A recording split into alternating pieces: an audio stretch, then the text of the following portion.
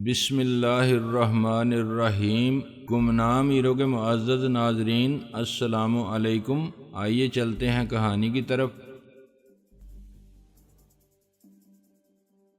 اگر یہ ایڈز کا شکار تھا تو پھر تمہاری بات درست ہو سکتی ہے۔ میکنیل نے اس بات میں سر ہلایا۔ بہرحال ہمیں ان واقعات سے کوئی مطلب نہیں۔ بندرگاہ پر تم جس طرح چاہو ان واقعات کی رپورٹ کر سکتے ہو۔ ہمارا کام اب ختم ہو گیا، ہم جا رہے ہیں۔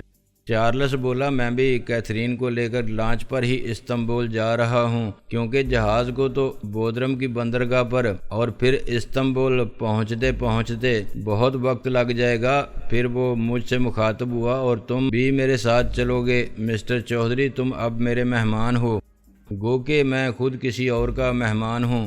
میرے پاس پاسپورٹ وغیرہ نہیں ہے مسٹر چارلس، میں نے ہچکچاتے ہوئے کہا۔ یہ بات اب چونکہ سبھی کو معلوم ہو چکی تھی، اس لیے اب اسے چھپانے کی کوئی خاص ضرورت نہیں تھی۔ کوئی بات نہیں، اس سے کوئی خاص فرق نہیں پڑتا۔ چارلس بے پرواہی سے بولا، ہمیں ایسے راستے سے جانا بھی نہیں ہے جہاں پاسپورٹ وغیرہ دیکھے جاتے ہیں۔ استنبول پہنچ کر میں تمہارے لیے پاسپورٹ وغیرہ کا بھی بندوبست کر دوں گا۔ تم چلو تو صحیح، تم میرے موسن ہو، لیکن تم سے بہت ہی نامناسب حالات میں ملاقات ہوئی ہے۔ میں نہیں چاہتا تم یہیں ہم سے جدا ہو جاؤ۔ میں نے کیتھرین کی طرف دیکھا، اس کا چہرہ تاثرات سے عاری تھا۔ کچھ کہا نہیں جا سکتا تھا کہ باپ کا اصرار اس کے لیے خوشی کا باعث تھا یا خفگی کا۔ بہرحال میرے لیے یہ ایک معقول پناہ حاصل کرنے کا عمدہ موقع تھا۔ میں اسی نتیجے پر پہنچا کہ اسے ضائع نہیں کرنا چاہیے۔ چارلس بین الاقوامی طور پر اثر و رسوخ رکھنے والا آدمی تھا، اس کے ساتھ رہ کر میرے بہت سے مسائل حل ہو سکتے تھے۔ اس لیے میں نے آمادگی سے سر ہلاتے ہوئے کہا، ٹھیک ہے، جیسے آپ کی مرضی۔ ویسے میں آپ کو کوئی زحمت نہیں دینا چاہتا تھا۔ بھائی، ایک تو تم پاکستانی لوگ وضعداری اور تکلف میں بہت پھنسے رہتے ہو۔ چارلس اپنی تمام تر متانت کو بالائے طاق رکھتے ہوئے بے تکلفی سے میرے کندھے پر ہاتھ مارتے ہوئے بولا، بس اب فضول باتیں چھوڑو اور ہمارے ساتھ چلو۔ کیپٹن گوئز مضطربانہ انداز میں سگار انگلیوں میں گھماتے ہوئے بولا، اور اگر مجھے پولیس کو رپورٹ کرنے کے سلسلے میں مسٹر افضل چودھری کی گواہی کی یا بیان کی ضرورت پڑ گئی تو تمہیں پریشان ہونے کی ضرورت نہیں، ہم استنبول میں کہیں غائب نہیں ہو جائیں گے۔ چارلس بولا، میں وہاں برطانوی سفیر کا مہمان ہوں اور اس کی سرکاری رہائش گاہ میں ٹھہرا ہوا ہوں۔ یہ اس کا کارڈ ہے، تم کسی بھی وقت کوئی بھی ضرورت پڑنے پر اس ایڈریس یا فون نمبر پر مجھ سے رابطہ کر سکتے ہو۔ اس نے جیب سے ایک کارڈ نکال کر اس کی طرف بڑھایا۔ کارڈ دیکھ کر کیپٹن گوئز مطمئن نظر آنے لگا۔ چارلس اور کیتھرین ریلنگ کے اس حصے کی طرف بڑھ رہے تھے جہاں رسے کی سیڑھی لٹکی ہوئی تھی۔ میں نے بھی ان کے ساتھ قدم بڑھایا تو کیپٹن گوئز میری آستین پکڑ کر ہلاتے ہوئے بولا، ہماری یونیفارم تو اتارتے جاؤ۔ اوہ، میں نے اپنے سراپا پر نظر ڈالی، میں تو بھول ہی گیا تھا۔ پھر میں نے چارلس سے کہا، آپ لوگ چلیں، میں کپڑے بدل کر لانچ پر پہنچتا ہوں۔ وہ لوگ آگے بڑھ گئے اور میں پائلٹ روم کے اندرونی حصے میں جا پہنچا جہاں میں نے اپنا سفاری سوٹ چھوڑا تھا۔ میں لباس تبدیل کر کے باہر آیا اور اس جگہ سے گزرا جہاں چند منٹ پہلے خوب بھیڑ بھاڑ تھی۔ اب وہاں کوئی بھی نہیں تھا، صرف جنتر کی لاش پڑی تھی۔ فی الحال اسے اٹھایا نہیں گیا تھا اور کسی نے اس کے پاس رکنے کی بھی زحمت نہیں کی تھی۔ میں لاش کے پاس سے گزرنے لگا تو ایک تختے کے نیچے مجھے کچھ پڑا نظر آیا۔ میں نے جھک کر اسے اٹھایا، وہاں روشنی کم تھی، لیکن میں نے دیکھ لیا یہ وہی ضخیم کتاب تھی جو میں نے کئی بار کیتھرین کے ہاتھوں میں دیکھی تھی۔ مشرق وسطیٰ کے معاملات پر تیل کے اثرات کی تاریخ لمبے سے عنوان کی یہ کتاب شاید اس وقت بھی کیتھرین کے پاس تھی جب جنتر نے اچانک اسے دبوچ کر یرغمال بنا لیا تھا۔ کشمکش میں شاید کتاب نیچے گر گئی تھی اور کیتھرین کو اس کا احساس نہیں ہو سکا تھا۔ وہ کچھ ایسی جگہ جا کر گری تھی جہاں نظروں سے اوجھل رہی تھی۔ میں اس ارادے سے اسے اٹھائے لے چلا کہ جا کر کیتھرین کو دے دوں گا۔ ذرا زیادہ روشنی میں آ کر میں نے یوں ہی سرسری سے انداز میں اس کے اوراق پلٹے تو کوئی چیز میری نظر میں کھٹکی۔ کتاب کے وسط میں کچھ اوراق مجھے باقی کتاب سے کچھ مختلف محسوس ہوئے۔ یوں تو یہ کوئی حیرت کی بات بھی نہیں تھی۔ بہت سی کتابوں میں تصویروں یا اہم دستاویز کے عکس وغیرہ پر مشتمل صفحات الگ سے بائنڈ کیے جاتے ہیں اور وہ باقی کتاب سے مختلف محسوس ہوتے ہیں، لیکن ان صفحات پر سرسری نظر ڈالتے ہی مجھے اندازہ ہو گیا کہ ان کا کتاب سے بالکل ہی کوئی تعلق نہیں تھا۔ وہ کمپیوٹر پر چھپی ہوئی کوئی رپورٹ تھی جس کے کاغذ نہایت صفائی سے تراش کر کتاب کے کچھ صفحات نکال کر ان کی جگہ فٹ کیے گئے تھے۔ میں وہاں کھڑا ہو کر ان کا مکمل جائزہ نہیں لے سکتا تھا۔ میں نے جلدی سے وہ صفحات کتاب سے اکھاڑ کر طے کر کے جیب میں رکھ لیے اور ذرا پیچھے جا کر کتاب ایک ایسی جگہ سے جہاز کے نچلے حصے میں پھینک دی جہاں مجھے کوئی یہ حرکت کرتے نہیں دیکھ سکتا تھا۔ پھر میں گھوم کر اس طرف آ گیا جہاں رسی کی سیڑھی لٹکی ہوئی تھی۔ سیڑھی سے اتر کر میں لانچ میں پہنچا جہاں چارلس اور کیتھرین میرے منتظر تھے۔ چند منٹ بعد کوسٹ گارڈ کی لانچ ہمیں لے کر استنبول کی طرف روانہ ہو گئی۔ کیتھرین کو ابھی تک احساس نہیں ہوا تھا کہ اس کی کتاب کہیں گر چکی تھی۔ استنبول میں چارلس واقعی برطانوی سفیر کے ہاں ٹھہرا ہوا تھا، ورنہ مجھے نہ جانے کیوں وہاں پہنچنے تک اس معاملے میں کچھ شک تھا۔ وہ ایک طویل و عریض 2 منزلہ بنگلہ تھا جس کی بالائی منزل مکمل طور پر مہمان خانہ تھی۔ اس میں کئی بیڈ رومز اور ضرورت کی تمام چیزوں کے علاوہ ایک نہایت پرتعیش کچن بھی موجود تھا۔ جس علاقے میں بنگلہ واقع تھا اس میں اسلام آباد کی جھلک تھی۔ چارلس کے انداز و اطوار وہاں کچھ ایسے ہی تھے جیسے وہ اپنے ہی گھر میں ہو، اور کسی حد تک یہ بات درست ہی تھی۔ وہ تو خیر بہت پہنچی ہوئی شخصیت تھا، لیکن زیادہ تر ملکوں کے عام باشندے بھی اپنے سفارت خانے اور اس سے متعلق چیزوں کو دیار غیر میں اپنے گھر ہی کی طرح محسوس کرتے ہیں۔ مجھے وہاں الگ بیڈ روم مل گیا، عمدہ کھانا اور ضرورت کی ہر چیز میسر آ گئی، حتیٰ کہ چارلس نے میرے لیے ایک تقریباً نئے سوٹ کا بھی بندوبست کر دیا جو میرے جسم پر میرا اپنا ہی لگنے لگا۔ گھر میں موجود بٹلر اور دیگر 2-3 ملازمین چارلس کے اشارے پر ہر کام کر رہے تھے۔ سفیر سے ملاقات نہیں ہو سکی اور چارلس گویا اس کی کوئی ضرورت بھی محسوس نہیں کر رہا تھا۔ سفیر اس وقت استنبول میں موجود ہی نہیں تھا، وہ کہیں اور گیا ہوا تھا۔ شام ڈلے چارلس مجھ سے معذرت کر کے کسی کام سے روانہ ہو گیا۔ کیتھرین گویا اس کے جانے ہی کی منتظر تھی۔ اس کے جاتے ہی اس نے اپنے لیے ٹیکسی منگوائی اور وہ بھی کہیں روانہ ہو گئی۔ دونوں باپ بیٹی نے مجھے تو کیا ایک دوسرے کو بھی بتانا ضروری نہیں سمجھا تھا کہ وہ کہاں جا رہے تھے۔ ان کے جانے کے بعد میں نے اطمینان کی سانس لی اور اپنے کمرے میں لیٹ کر ان اوراق کا مطالعہ کرنے لگا جو میں نے کیتھرین کی کتاب میں سے اکھاڑے تھے۔ انہیں میں نے ابھی تک بہت چھپا کر بہت سنبھال کر رکھا تھا۔ وہ واقعی کمپیوٹر پر تیار شدہ ایک رپورٹ تھی، زیادہ طویل نہیں تھی۔ میں نے اسے 2 مرتبہ پڑھا اور میرے رگوں پہ میں تھوڑی دیر کے لیے خفیف سی سنسنی دوڑ گئی۔ اس میں لمبی کئی طبی اصطلاحیں تھیں جو میری سمجھ میں نہیں آئیں، لیکن جو بات سمجھنے کی تھی وہ ذہن پر ذرا زور دینے سے میری سمجھ میں آ گئی۔ کڑیاں مل گئیں اور میں دیر تک سوچوں میں کھویا رہا۔ بالآخر میں اپنے کمرے سے نکلا۔ میرے دائیں ہاتھ پر چارلس کا کمرہ تھا اور بائیں ہاتھ پر کیتھرین کا۔ میں نے ادھر ادھر دیکھا، اس فلور پر کوئی دکھائی نہیں دے رہا تھا۔ ہم تینوں کے سوا کسی کمرے میں کوئی مہمان ٹھہرا ہوا نہیں تھا۔ میں نے کیتھرین کے کمرے میں پہنچ کر دروازے کی ناب پر قسمت آزمائی کی۔ اس کا دروازہ مقفل تھا، کھڑکی بھی اندر سے مضبوطی سے بند تھی۔ میں کھڑکی کو ذرا ٹھونک بجا کر دیکھ ہی رہا تھا اور اسے کھولنے کی کوئی ترکیب سوچ رہا تھا کہ مجھے احساس ہوا کہ کوئی عقب سے مجھے دیکھ رہا تھا۔ میں تیزی سے گھوما، ذرا فاصلے پر سیڑھیوں کے قریب بٹلر کھڑا عجیب سی نظروں سے میری طرف دیکھ رہا تھا۔ وہ یقیناً سوچ رہا تھا کہ مہمانوں کے اس مہمان نے آتے ہی کیا حرکتیں شروع کر دی تھیں۔ وہ یقیناً ابھی سیڑھیوں سے اوپر آیا تھا کیونکہ ایک لمحے پہلے تک وہ وہاں موجود نہیں تھا۔ بٹلر ترکی تھا لیکن انگریزی زبانی سے بولتا تھا۔ اسے یہ بھی معلوم ہو چکا تھا کہ میں پاکستانی تھا۔ پاکستانیوں کا امیج ویسے ہی دوسرے ملکوں میں کچھ اچھا نہیں۔ بیچارے ترک باشندے پاکستانیوں کو برادر ملک کے شہری قرار دے کر تھوڑی بہت محبت کا اظہار کرتے تھے۔ میرا خیال تھا کہ مجھے چوروں جیسی حرکت کرتے دیکھ کر بٹلر کے دل میں اگر پاکستانی برادر کے لیے کوئی تھوڑی بہت محبت موجود بھی تھی تو اس کی بنیادیں خطرناک حد تک لرز گئی ہوں گی۔ میں نے پوری کوشش کی کہ میرے چہرے سے خجالت کا اظہار نہ ہونے پائے۔ نہایت متانت سے چلتا ہوا میں اس تک پہنچا۔ خوش خلقی سے مسکراتے ہوئے میں نے سرسری سے لہجے میں کہا، میری ایک کتاب کیتھرین کے پاس رہ گئی ہے۔ میں اب فارغ بیٹھا بور ہو رہا تھا، سوچا ذرا پڑھ لوں، لیکن اس کا کمرہ مقفل ہے۔ تمہارے پاس اس کی چابی ہوگی؟ میں نے یہ ظاہر کرنے کی پوری کوشش کی تھی کہ میرے دل میں چور نہیں تھا۔ اس نے نفی میں سر ہلایا اور بولا، چابیاں دروازوں ہی میں لگی رہتی ہیں، اگر ڈپلیکیٹ ہوں گی بھی تو ان کے بارے میں باس کو ہی کچھ پتا ہوگا۔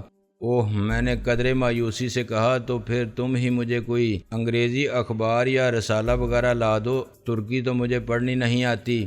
اس نے اس بات میں سر ہلایا اور نیچے چلا گیا۔ چند لمحے بعد وہ کئی انگریزی رسالے لیے واپس آ گیا۔ میں نے چہرے سے خوشی کا اظہار کیا، اس کا شکریہ ادا کیا اور اپنے کمرے کی طرف واپس چل دیا۔ وہ کھنکار کر گلا صاف کرتے ہوئے بولا، سر، میں یہ کہنے آیا تھا کہ اگر آپ کو کسی چیز کی ضرورت ہو تو انٹرکام پر کہہ دیجیے گا۔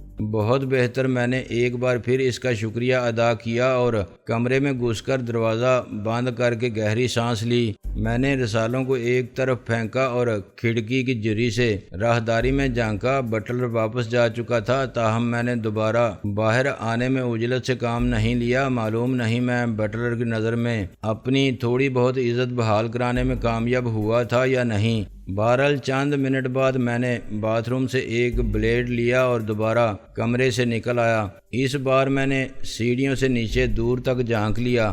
سرے دست کسی کی آمد کے آثار نظر نہیں آ رہے تھے۔ میں کیتھرین کے کمرے میں گھسنے کے سلسلے میں تاخیر اس لیے نہیں کرنا چاہتا تھا کہ اس کی واپسی کے بارے میں مجھے کچھ نہیں پتا تھا۔ عین ممکن تھا کہ وہ جلد ہی واپس آ جاتی۔ اس کام کو کل پر ڈالنے کی صورت میں یہ بھی امکان تھا کہ وہ چیز مجھے اس کے کمرے میں نہ ملتی جس کو مجھے تلاش تھی۔ اس کے غائب ہونے کا اندیشہ تو اب بھی تھا، لیکن مجھے کسی حد تک اطمینان اس لیے تھا کہ میں نے کیتھرین کو گھر سے تقریباً خالی ہاتھ ہی رخصت ہوتے دیکھا تھا۔ اس وقت اس کے ہاتھ میں پرس کے سوا کچھ نہیں تھا۔ میں نے دروازے کے تالے پر جھک کر بلیڈ کو کھڑے رخ سے تالے کی جھری میں داخل کیا اور اس کی مدد سے تالے کے لیور کو اندر گھسانے کی کوشش کی۔ پہلی کوشش میں تو بلیڈ ٹوٹتے بچا۔ غنیمت تھا کہ تالا نیا نہیں تھا، کافی گھسا ہوا تھا۔ میری دوسری کوشش کامیاب ہو گئی۔ جلدی سے اندر داخل ہو کر میں نے نہایت آہستگی سے دروازہ اپنے عقب میں بند کیا اور اندھیرے میں گہری سانس لی۔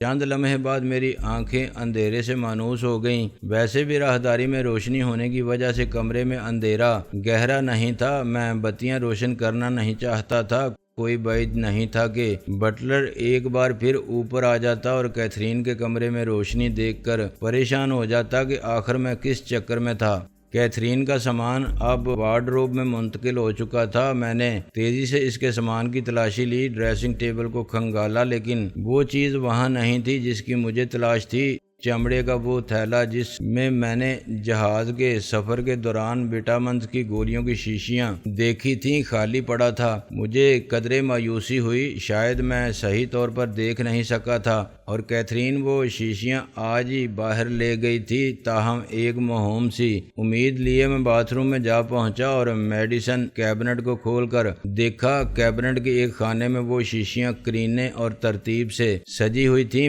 میں بے اختیار طمانینت کی گہری سانس لے کر رہ گیا۔ میں نے جلدی سے وہ شیشیاں نہایت حفاظت سے چمڑے کے تھیلے میں بھریں اور باقی ہر چیز کو جوں کا توں چھوڑ کر نہایت محتاط طریقے سے اپنے کمرے میں واپس جا پہنچا۔ میرے کمرے میں بھی کوئی ایسی جگہ نہیں تھی جہاں میں ان شیشیوں کو چھپا کر مطمئن ہو جاتا۔ بہرحال میں نے اپنے باتھ روم میں جا کر فلش کی ٹینکی کا پانی بہا دیا اور والو بند کر کے مزید پانی اندر جانے سے روک دیا۔ پھر ایک بڑا سکریو کھول کر میں نے ٹینکی کا ڈھکن کھولا اور شیشیاں ٹینکی میں اوپر تلے رکھ دیں۔ فی الحال آسانی سے مجھے یہی ذرا محفوظ جگہ میسر تھی۔ ٹینکی بند کر کے میں آرام سے کمرے میں آ کر لیٹ گیا اور بٹلر کے دیے ہوئے رسالوں کی ورق گردانی کرنے لگا۔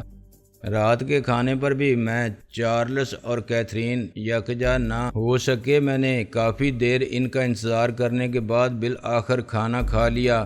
میں ابھی کھانے کی میز سے اٹھا نہیں تھا کہ چارلس آ پہنچا۔ لباس تبدیل کر کے وہ میرے ساتھ آ بیٹھا۔ رات کے تقریباً 11 بج رہے تھے۔ کیتھرین اب بھی واپس نہیں آئی تھی، لیکن اب چارلس کو گویا اس کے بارے میں کوئی تشویش نہیں تھی۔ اس کی تشویش شاید صرف اس وقت تک کے لیے تھی جب تک وہ جہاز پر تھی۔ چارلس ایک بار پھر میرا شکریہ ادا کرنے لگا کہ میں نے اس کی خاطر بڑی زحمت اٹھائی تھی۔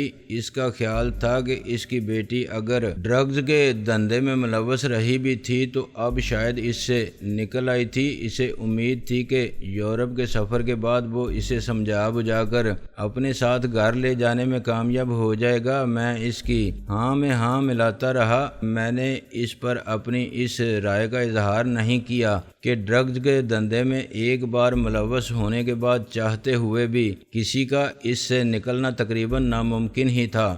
میں چارلس کی امیدوں کو نا امیدی اور دل شکستگی میں بدلنا نہیں چاہتا تھا۔ آخر وہ ایک باپ تھا۔ اپنی بیٹی کی تمام تر سرکشی کے باوجود اور اپنے مغربی معاشرے کی روایات کے برعکس وہ اب بھی بیٹی کی طرف سے لا تعلقی اور بے حسی اختیار کرنے کے لیے تیار نہیں تھا۔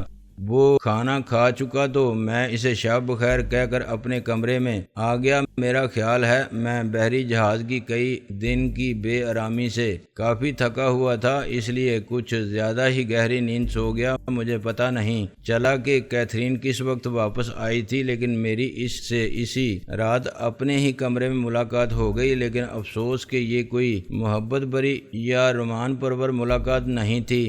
وہ کمبخت میری کنپٹی پر پستول ٹکائے میرے بیڈ کے پاس ہی کھڑی تھی۔ در حقیقت میری آنکھ کمرے کی لائٹ آن ہونے اور کانپٹی پر پستول کی نال کے لمس سے ہی کھلی تھی۔ کیتھرین کی بلوری آنکھیں اس وقت شعلے اگل رہی تھیں۔ اتنی شائستہ، نرم خو، مہذب اور خوش اعتبار لڑکی کو اس قدر غصے میں دیکھنا میرے لیے ایک عجیب تجربہ تھا۔ میرا خیال تھا کہ وہ زیادہ غصے میں تو کبھی آتی ہی نہیں ہوگی۔ وہ ایک نہایت خوبصورت نائٹی میں تھی اور اس کے وجود سے مسحور کن خوشبو پھوٹ رہی تھی، لیکن افسوس کہ اس وقت اسے نائٹی میں دیکھ کر بھی لطف اندوز نہیں ہوا جا سکتا تھا اور اس کے وجود سے پھوٹتی ہوئی خوشبو کو اپنے ہر مشام جاں میں اتارنے کی کوشش بھی نہیں کی جا سکتی تھی۔ اس کے تاثرات کچھ ایسے ہی خطرناک تھے۔ اس ایک لمحے میں مجھے یہ خیال بھی آیا کہ وہ اتنے پرامن اور خاموش طریقے سے میرے کمرے میں کیسے آن پہنچی تھی کہ میری نیند میں ذرا بھی خلل نہیں پڑا تھا، جبکہ میری گہری نیند بھی کچھ زیادہ گہری نہیں ہوتی تھی۔ پھر میں نے سوچا کہ جب میں ذرا سی بھی کھاڑ پھڑ کیے بغیر اس کے مکفل کمرے میں جا سکتا تھا تو وہ میرے کمرے میں کیوں نہیں آ سکتی تھی؟ آخر وہ بھی تو نہ جانے کون کون سے تجربے دامن میں سمیٹے دنیا میں گھوم رہی تھی۔ بحری جہاز پر سفر کے دوران جب میں نے اس کے سامان کی تلاشی لی تھی تو مجھے اس میں کوئی پستول وغیرہ نظر نہیں آیا تھا۔ شاید اس وقت وہ بھی میری طرح اسے لباس کے اندر کہیں ہر وقت اپنے وجود سے چپکائے پھرتی ہو، یا پھر آج سہ پہر سے وہ جس آوارہ گردی یا مہم پر نکلی ہوئی تھی اس کے دوران بہت سی چیزوں کے انتظامات کر کے آئی ہو۔ حالانکہ میں نے اٹھ کر بیٹھنے کی کوشش نہیں کی تھی، صرف حیرت سے آنکھیں پٹ پٹانے پر اکتفا کیا تھا۔ اس کے باوجود اس نے مجھے خبردار کرنا ضروری سمجھا، اٹھنے کی کوشش مت کرنا، شیشیاں کہاں ہیں؟ اس کی آواز ناگن کی پھنکار سے مشابہ تھی۔ شیشیاں؟ کون سی شیشیاں؟ میں نے معصوم بننے کی کوشش کی، حالانکہ مجھے خود بھی معلوم تھا کہ میری یہ کوشش فضول تھی، لیکن میں سوچنے کے لیے 2-4 سیکنڈ کی مہلت حاصل کرنا چاہتا تھا۔ اس کے تاثرات بہت خطرناک نظر آ رہے تھے۔ اچانک کوئی حرکت کرنا میرے حق میں مہلک ثابت ہو سکتا تھا۔ ابھی میں اس لڑکی کو پوری طرح نہیں جان سکا تھا۔ میں تمہاری کھوپڑی میں سوراخ کرنے کے بعد بھی شیشیاں ڈھونڈ لوں گی، لیکن میں تمہاری جان لینا یا زیادہ زحمت اٹھانا نہیں چاہتی۔ مجھے ان دونوں کاموں پر مجبور مت کرو۔ اس کی آواز اب بھی زیادہ بلند نہیں تھی، لیکن یہ سرگوشی گویا سماعت کو کھرچتی ہوئی گزر رہی تھی۔ مجھے تو اس کمرے میں کچھ شیشیاں ڈریسنگ ٹیبل پر اور کچھ باتھ روم میں میڈیسن کیبنٹ میں رکھی ہوئی ملی تھیں۔ ان کے سوا تو مجھے کسی شیشی کے بارے میں کچھ معلوم نہیں۔ میں نے نہایت ڈٹائی سے اپنی مصنوعی معصومیت کو برقرار رکھنے کی کوشش کرتے ہوئے کہا، میں صرف 3 تک گنوں گی۔ اس نے شفاف لہجے میں صرف اتنا کہا اور گنتی شروع کرنے سے پہلے ہی ٹریگر پر اس کی انگلی کا دباؤ بڑھ گیا۔ تمہارے پاپا تمہارے ہاتھوں میرے مرنے کا بہت برا منائیں گے، میں نے تیزی سے کہا۔ جہنم میں گئے پاپا، وہ غصے سے بولی۔